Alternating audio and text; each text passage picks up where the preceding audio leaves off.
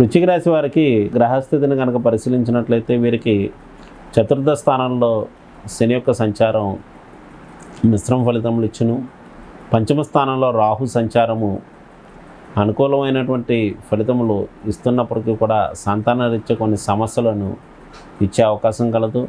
మరియు సప్తమ స్థానంలో రవి బుధ గురు శుక్రుల యొక్క సంచారం జీవిత భాగస్వామి యొక్క అభివృద్ధిని ఇచ్చును. మరియు షష్ఠస్థానంలో కుజుని యొక్క సంచారం ధైర్య సాహసాలు, పెండింగ్లో ఉండేటువంటి వ్యవహారాలను పూర్తి చేయడం వంటి ఫలితాలు ఇచ్చును. ఏకాదశ స్థానంలో కేతు సంచారము స్నేహితుల బంధువుల యొక్క సహకారం ఇవ్వగలదు. ఇక మొదటి వారం విషయానికి వచ్చినట్లయితే వీరికి అనుకున్న వ్యవహారాలన్నీ కూడా అనుకున్నట్లు పూర్తి చేస్తూ ఉంటారు. సంతానరీత్యా కొన్ని సమస్యలు ఉత్పన్నమైనప్పటికీ కూడా వాటిని అధిగమించి ముందుకు వెళ్తూ ఉంటారు. గృహ వస్తువు వాహనం మూలకమైనటువంటి విషయాల్లో ఖర్చులు ఎదురగును.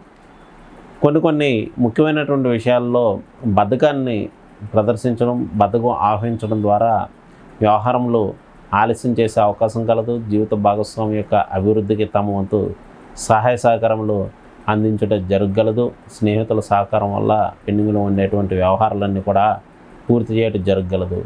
ఈ రాశివారు ఈ వారం చేయవలసినటువంటి పరిహార విషయానికి వచ్చినట్లయితే వీరు సుబ్రహ్మణ్యేశ్వర కవచ స్తోత్రాన్ని పఠించడం మంచిది.